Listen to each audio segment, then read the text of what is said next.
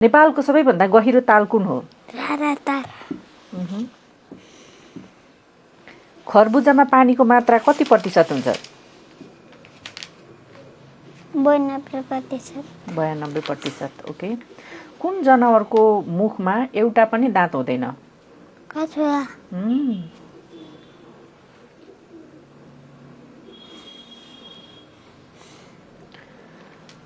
नेपालको राष्ट्रिय खेल कुन हो? भलिबल। विश्वको सबैभन्दा मेहनती जीव कुन हो? कमिला। कालो जिब्रो भएको प्राणी? जिराफ। स्योर हो? सानो आन्द्राको लम्बाइ कति हुन्छ? 5 मिटर। 5 मिटर। गुड हो, त्यसरी भन्नु पर्यो नि त। पृथ्वी दिवस कहिले मनाइन्छ? 22 अप्रिलमा। 22 अप्रिलमा है। सबैभन्दा धेरै पटक भिड प्रयोग भएको राष्ट्र कुन हो? रुस। रुस है। विश्वको सबैभन्दा होचो ठाउँ कुन हो? मुक्त सागर। पुतलीको कतिवटा खुट्टा हुन्छ? 5 वटा। हेरेको के छैन? एटिएम को फुल फर्म के हो? Automatic tailor machine. नेपालको ढोका भनेर कुन स्थानलाई चिनिन्छ? वीरगञ्ज। बीपी कोइरालाको पूरा नाम के हो? विश्वेश्वर प्रसाद कोइराला। एउटा आँखाले 1 कोस परसम्म देख्न सकिन्छ भने दुईवटा आँखाले कति परसम्म देख्न सकिन्छ? 1 कोस। स्योर हो? 2 कोस देख्न सकिँदैन? एमआरपी को पूरा रूप के हो? मेसिन देखभाल पासपोर्ट।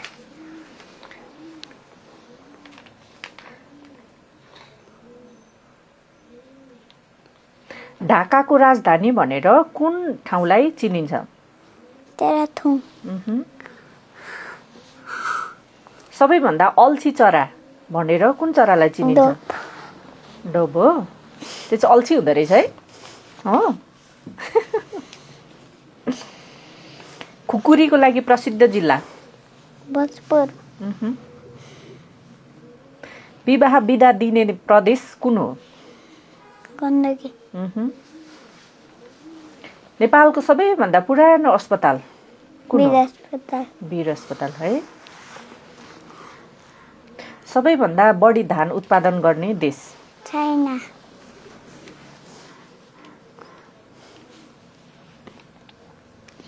विवाहमा चिउरीको बोट दाइजो दिने चलन कुन जातिमा छ? जापान। उभिएर निदाउने जनावर? हर्स। घोडा है। उभिएरै निदाउँदो रहेछ नि। रतन्डो रोग कुन भिटामिनको कमीले लाग्छ? भिटामिन ए को कमीले। नगरपालिका हुन न्यूनतम कति वडा चाहिन्छ? 9 देखि 25 वटा। सरी, 9 देखि 35 वटा। 35 वडा चाहिन्छ है। नेपालमा कति प्रकारका लाली गुराँस पाइन्छन्? 3 to 32। 32। कुन जीवको शरीरबाट सेतो ब्लड आउँछ? ककरोच। सबैभन्दा महँगो धातु कुन हो? धातु। रेडियम। सरी, फेरि भन्नु त? रेडियम। रेडियम। ओके। माछा नपाइने विश्वको एकमात्र नदी कुन हो? जोर्डन। एजेन्डा 21 केसँग सम्बन्धित छ? वातावरण।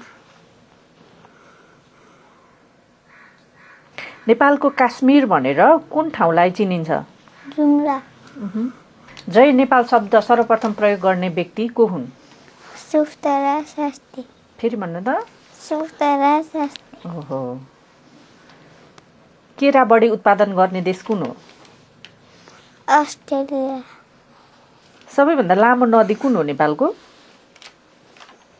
कर्णाली।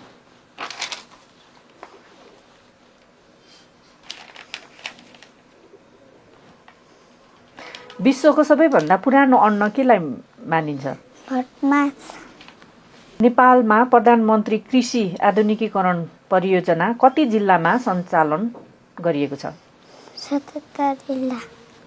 नेपालको सबैभन्दा अग्लो स्थानमा रहेको मन्दिर कुन हो? मुक्तिनाथ मन्दिर। पृथ्वीको तुलनामा सूर्य कति गुणा ठुलो छ? 109 गुणामा। फेरि भन्नु त? 109 गुणा। 109 गुणा बढी है। नेपालको सबैभन्दा ठुलो ढुङ्गाको मूर्ति कुन हो? बुढाले लकन्था। मानिसको वैज्ञानिक नाम के हो? मानिसको वैज्ञानिक फेरि भन्नु त। होमो सेपियन्स। कुन तत्त्वको कारणले गर्दा बिरुवा हरियो रङको हुन्छ? क्लोरोफिलले। फेरि भन्नु त। क्लोरोफिलले। मानिसको दिमाग कति वर्षपछि कमजोर हुँदै जान्छ? 40 वर्ष। चनामा कुन भिटामिन पाइन्छ?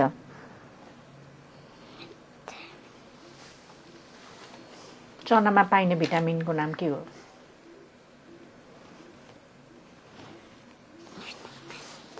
Vitamin C. फेरि ठुलो स्वरले भन्नु। Vitamin C. तारापुञ्ज कति प्रकारको हुन्छ? 3 प्रकारका।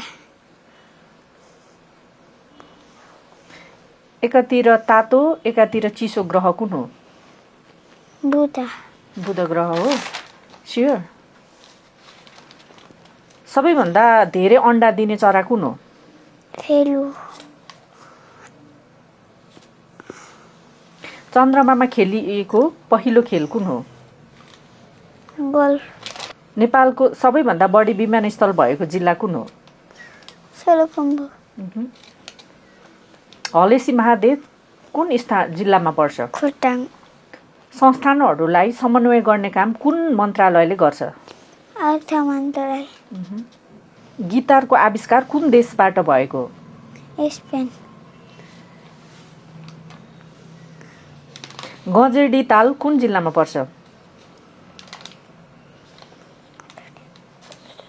गजेडी ताल। रूपन्देही।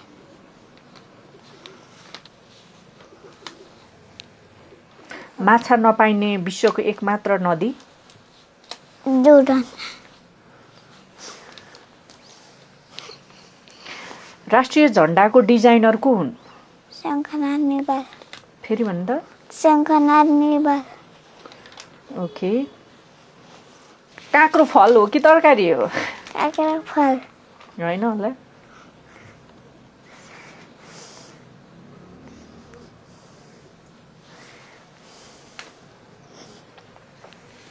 रातो गुराँसलाई लाली गुराँस भनिन्छ भने सेतो गुराँसलाई के भनिन्छ? चिमल।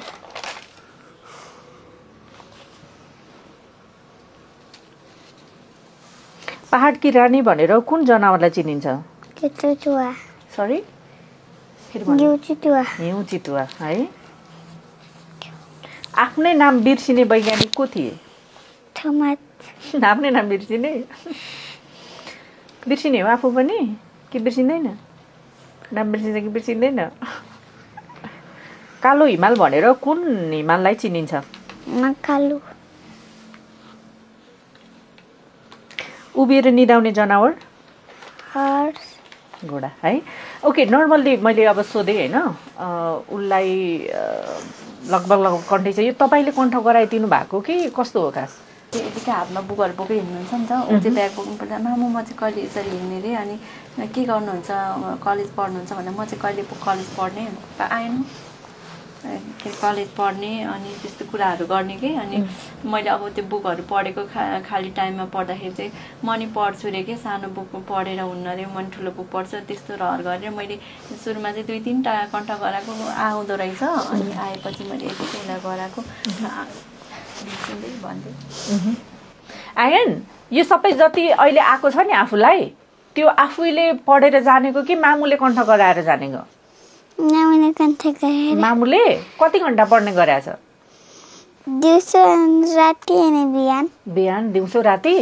अनि आफ्नो किताब पढ्ने कि मामुको बुक पढ्ने त? आफ्नो किताब। अनि यो चाहिँ कसरी आएको त? यो अहिले आएको कुरा चाहिँ मामुले सोध्नुभयो, मैले भनेको।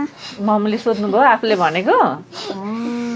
अनि मामुले यसको उत्तर यो हुन्छ भनेर पहिला सिकाएपछि पछि सोध्ने? तपाईँले एक दुईपल्ट भन्दाखेरि नै कन्ठ गरेको कि रिपिटली अब जसरी हामीले लोकसेवा पढाएर घोक्छौँ नि त्यसरी घोकाएको कि के गरे उसलाई त अब एउटा कुरालाई 3-4 खेप अलिक अप्ठ्यारो 3-4 खेप भन्यो भने चाहिँ अब त्यो कुरा आज भनेर उसले पनि 2-3 चोटि त्यस्तो हामीले भनेको चोटि उसले गर्छ नि त अनि त्यसले उसलाई भोलिपल्ट त्यो कुरा सोद्धा आइरह हुने कि दिमागमा सेट गर्ने थोरै थोरै कुरामा अनि धेरै कुरा एकैचोटि सोध्यो भने चाहिँ कहिले घरि बिर्सिने घरि अल्छी गर्ने कि फेरि एकैचोटि धेरै सोध्यो भने चाहिँ